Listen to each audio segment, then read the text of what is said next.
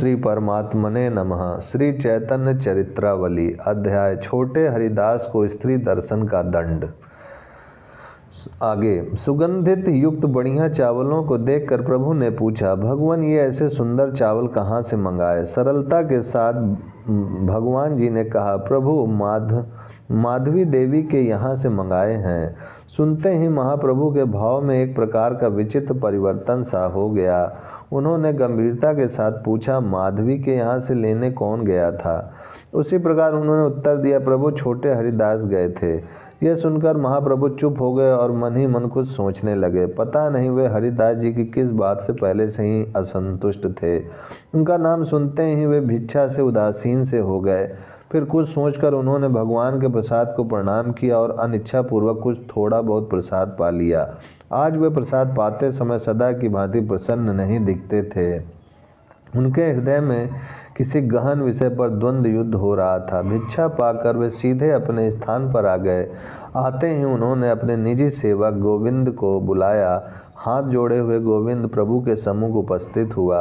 उसे देखते ही प्रभु रोष के स्वर में कुछ दृढ़ता के साथ बोले, देखना आज से छोटा हरिदास हमारे यहाँ कभी ना आने पावेगा।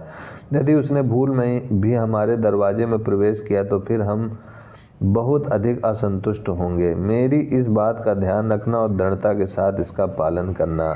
गोविंद सुनते ही सन्न रह गया। वह प्रभु की इस आज्ञा का कुछ भी अर्थ ना समझ सका। धीरे धीरे वह प्रभु के पास से उठकर स्वरूप गोस्वामी के पास चला गया। उसने सभी वृत्तांत उनसे कह सुनाया। सभी प्रभु की इस भीषण आज्ञा को सुनकर चकित हो गए। प्रभु तो ऐसी आज्ञा कभी नहीं देते थे। वे तो पतितों से भी प्रेम करते थे। आज यह बात क्या हुई? वे लोग दौड़े दौड़े हरिदास के पास गए और उसे सब सुनाकर पूछने लगे, तुमने ऐसा कोई अपराध तो नहीं कर डाला जिससे प्रभु इतने क्रुद्ध हो गए? इस बात के सुनते ही छोटे हरिदास का मुख सफ़ेद पड़ गया। उसके होश हवास उड़ गए। अत्यंत ही दुख और पश्चाताप के स्वर में उसने कहा, और तो मैंने कोई अपराध नहीं किया। हाँ, भगवानाचार्य के कहने से माधवी दासी के घर से मैं थोड़े से चावलों की भिक्षा अवश्य मांग लाया था। सभी भक्त समझ गए कि इस बात के अंदर अवश्य ही कोई गुप्त रहस्य है।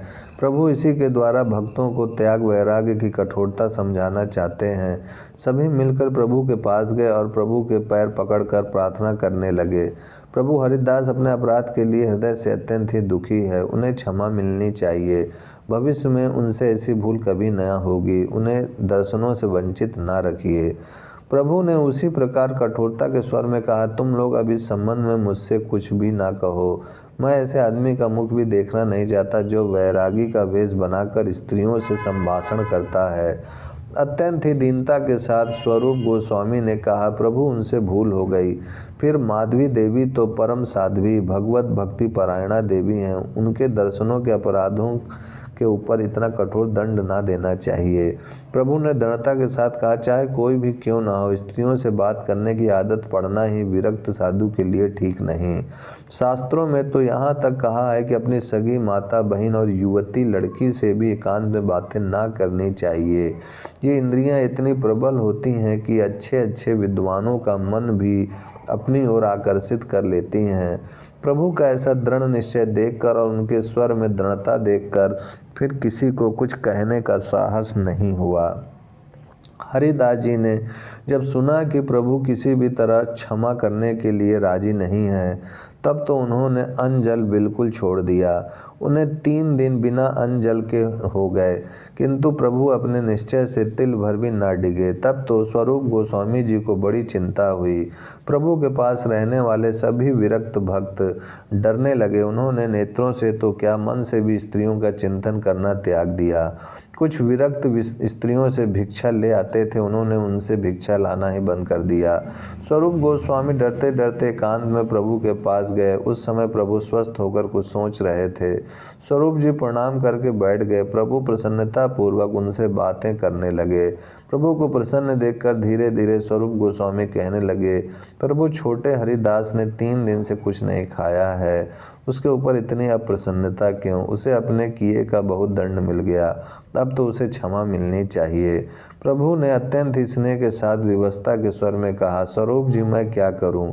मैं स्वयं अपने को समझाने में असमर्थ हूँ। जो पुरुष साधु होकर प्रकृति संसर्ग रखता है और उनसे संभाषण करता है, मैं उससे बातें नहीं करना चाहता। देखो, मैं तुम्हें एक अत्यंत ही रहस्यपूर्ण बात बताता हूँ, इसे ध्यान पूर्वक सुनो और सुनकर हृदय में धारण करो। वह यह है कि मैं तुमसे हृदय के रहस्य को बतलाता हूँ, जिसकी ऋषि मुनियों ने भूरी भूरी प्रशंसा की है, उसे सुनो। विरक्त पुरुषों को स्त्रियों की सनिधि में नहीं रहना चाहिए, नहीं रहना चाहिए, क्योंकि हरिणी के समान सुंदर नेत्रों वाली कामिनी अपने तीक्ष्ण कटाक्ष बाणों से बड़े बड़े महापुरुषों के चित्त को भी, जो शांति के कवच से ढका हुआ है, शीघ्र ही अपनी ओर खींच लेती है।